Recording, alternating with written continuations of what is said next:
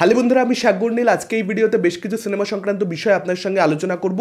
সবার আগে কথা বলবো সোহম, মধুমিতা পরিমণি এবং শতাব ফিগার অভিনীত আপকামিং বাংলা সিনেমা ফেলু বক্সির টিজার নিয়ে। টিজারটা গতকাল মেকারদের তরফ থেকে অফিসিয়ালি ড্রপ করা হয়েছে। এখন কেমন হলো এই টিজারটা, এর ভালো দিক খারাপ দিক নিয়ে আলোচনা হবে। সবার আগে যদি গল্প সম্পর্কে যেটা জানতে পারা যাচ্ছে সেটা নিয়ে কথা বলি।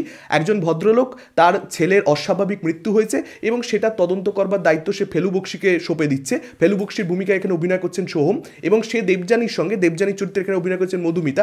অর্থাৎ সোহম এবং মধুমিতা তারা এই কেসটা ইনভেস্টিগেট করা শুরু করছে এবং তারপর আরও 3টে খুন হয়ে যাচ্ছে। তারা রিয়েলাইজ করছে এর পেছনে কোনো সাংসারিক কারণ নেই, বরং এর পেছনে বিশাল বড় একটা চক্র রয়েছে। এবার এই মৃত্যুগুলো বা রাদার বলা ভালো খুনগুলোর পেছনে কে বা কারা রয়েছে, এই চক্রটা আসলে কি, সেটাকে ইনভেস্টিগেট করে দেবযানী এবং ফেলু বক্সি এই জুটি তারা কিভাবে বের করছে খুঁজে, সেটা জানতে গেলে আমাদেরকে অবশ্যই এই ছবিটা 17ই জানুয়ারি সিনেমা হলে মুক্তি পাচ্ছে, তখন গিয়ে সিনেমাটা দেখতে হবে। এখন এই যে গল্প সম্পর্কে আমি যেটা বললাম, সেটা কিন্তু আমি নানান জায়গা থেকে নানান আর্টিকেলস পড়ে জানতে পেরেছি। এই যে টিজারটা, সেই টিজারটা থেকে কিন্তু খুব বেশি কিছু যে গল্প সম্পর্কে রিভিলড হয়ে যাচ্ছে তা নয়। তো টিজারের মধ্যে যেটা রিভিল করা হচ্ছে না গল্প সম্পর্কে, সেটা বিভিন্ন খবরের কাগজকে জানিয়ে দেওয়ার কারণটা মেকারদের তরফ থেকে কি থাকে সেটা আমি বুঝতে পারি না। এটা নানান বাংলা সিনেমার ক্ষেত্রেই করা হয়ে থাকে, শুধুমাত্র ফেলু বক্সির ক্ষেত্রে যে এই ঘটনা ঘটেছে ব্যাপারটা একেবারে সেরকম নয়। এই টিজারটার মধ্যে খারাপ দিক সেভাবে কিছু নেই, টিজারটা অ্যাকচুয়ালিতে ভালোই হয়েছে, ডিসেন্ট একটা টিজার হয়েছে আমি বলবো।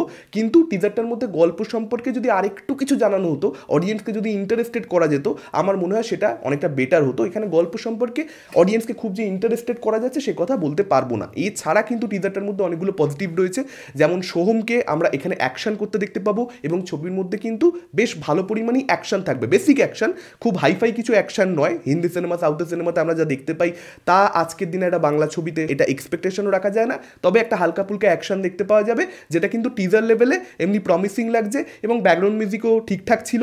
মধুমিতার সঙ্গে সোহমের একটা প্রেমের অ্যাঙ্গেল এস্টাবলিশ করা হতেও পারে।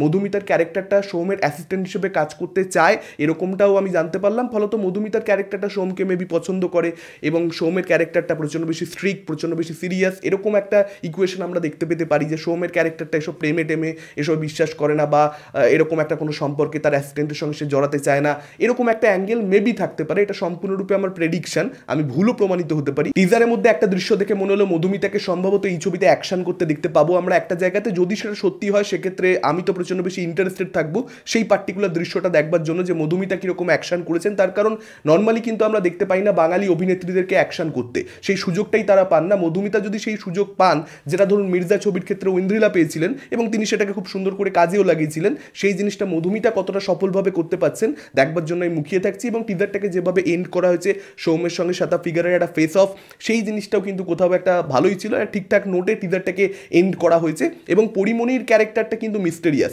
সেই ক্যারেক্টারটার ব্যাপারে কিন্তু বেশি কিছু এই টিজারটার মধ্যে দেখানো হচ্ছে না। ফলত এখানে দেখানো হচ্ছে 3 জনের দিকে সাসপেক্টটা রয়েছে, কিন্তু অ্যাকচুয়ালিতে কিন্তু পরিমণির ক্যারেক্টারটা সব থেকে বেশি মিস্টেরিয়াস লাগছে এবং সেই কোথাও একটা এই ক্রাইমগুলোর পেছনে রয়েছে এটাও কিন্তু মনে হচ্ছে। দেখা যাক শেষ অবধি ছবিটার গল্পটা কীরকম কী হয়। ট্রেলারের জন্য আমাদেরকে অপেক্ষা করতে হবে। ট্রেলারে আশা করব গল্প সম্পর্কে অডিয়েন্সকে ইন্টারেস্টেড করা যাবে, কারণ এই ধরনের ছবিগুলোর ক্ষেত্রে মার্ডার মিস্ট্রি বা ডিটেকটিভ যাই বলুন না কেন, সেই ধরনের ছবিগুলোর ক্ষেত্রে কিন্তু গল্পটা অ্যাট দি ফার্স্ট প্লেস মানুষের প্রচণ্ড বেশি রহস্যজনক মনে হতে হবে, তবেই কিন্তু ট্রেলার টিজার দেখবার পরবর্তীতে, কারণ এই ধরনের ছবির ক্ষেত্রে তো গান খুব একটা ম্যাটার করে না, টিজার ট্রেলারই মূলত ম্যাটার করে। যদি সেটা ভালো হয় তাহলে কিন্তু মানুষ গোয়েন্দা ছবি দেখতে যেতেও পারে। যদিও সোহমের খুব একটা কেরিয়ারে ভালো সময় যাচ্ছে না, 17 জানুয়ারি ছবিটা মুক্তি পাচ্ছে, দেখা যাক। আশা করবো ট্রেলারটাতে একটুখানি গল্পটা অডিয়েন্সকে ইন্টারেস্টেড করতে পারবে, এটা সব থেকে বেশি দরকার। এর পরবর্তী আপডেটটা এস রাজামৌলিকে কেন্দ্র করে। আপনারা সকলেই জানেন SSMB 29 তার আপকামিং প্রজেক্ট। টাইটেল তো এখন অবধি ছবিটার অ্যানাউন্সমেন্ট করা হয়নি মেকারদের তরফ থেকে। জানুয়ারি মাসে সংক্রান্তির সময়টাতে অ্যানাউন্সমেন্টটা হতে পারে, সেটার কিন্তু আপডেট ছিল, দেখা যাক শেষ অবধি হয় কি হয় না। এবং এই ছবির মধ্যে প্রিয়াঙ্কা চোপড়াকে আপনারা মহেশবাবুর বিপরীতে ফিমেল লিড হিসেবে দেখতে পেতে পারেন, এরকমটাও আপডেট প্রিভিয়াসলি ছিল। এবং সেটাতে কিন্তু সেই আপডেটটাতে কোথাও একটা শিলমোহর পড়েছে, মেকাররা অফিসিয়ালি অ্যানাউন্স না করলেও ট্রাস্টেড সোর্সেস থেকে কিন্তু এরকমটাই আপডেট দেওয়া হচ্ছে যে মোটামুটি কনফার্মড আমরা কিন্তু এই ছবিতে প্রিয়াঙ্কা চোপড়াকেই দেখতে পাবো।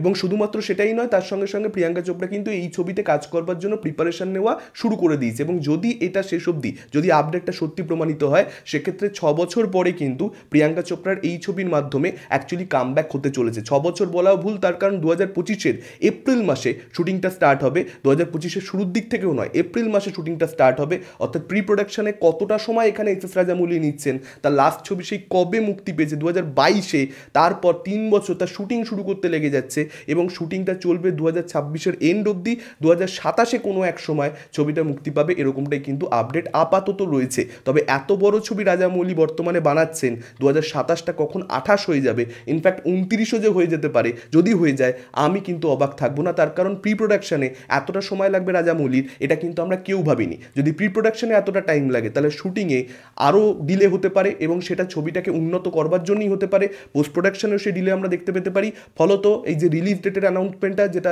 2027-এ আসবে, ছবিটা মেকারদের তরফ থেকে করা হয়নি, কিন্তু এই যে আপডেটসগুলো এখনো অবধি এগুলো ট্রাস্টওর্থি নয়। নেক্সট আপডেটটা সুজয় ঘোষকে কেন্দ্র করে। আপনারা সকলেই জানেন দ্য কিং ছবির পরিচালনার দায়িত্ব তার সামলানোর কথা ছিল। শাহরুখ খানের আপকামিং ছবি, শাহরুখ কন্যা সুহানা খানের আপকামিং ছবি, কিন্তু সেই ছবিটার পরিচালনার দায়িত্ব থেকে তাকে যেহেতু সরিয়ে দেওয়া হয়েছে, যে আপডেটটা প্রিভিয়াসলি আপনার সঙ্গে আমি শেয়ার করেছি, সুজয় ঘোষ কিন্তু বর্তমানে শাহিদ কাপুরের সঙ্গে কোলাবোরেট করতে চলেছেন। 2021 সালেই তাদের একবার কোলাবোরেশনের কথা ছিল, কিন্তু সেই সময় শিডিউলিং কনফ্লিক্টসের জন্য তাদেরকে শেষ অবধি পোস্টপন করতে হয়েছিল প্রজেক্টটা, এবং এখন কিন্তু তারা এই ছবিটাতে কাজ করছে একসঙ্গে, এবং খুব শিগগিরই হয়তো অফিসিয়াল অ্যানাউন্সমেন্টও এসে যাবে। এবং এটা একটা থ্রিলার ছবি হবে, যেটা সুজয় ঘোষের ঘরানা, সেই ঘরানার ছবি কিন্তু তিনি শাহিদ কাপুরের সঙ্গে তৈরি করতে চলেছেন।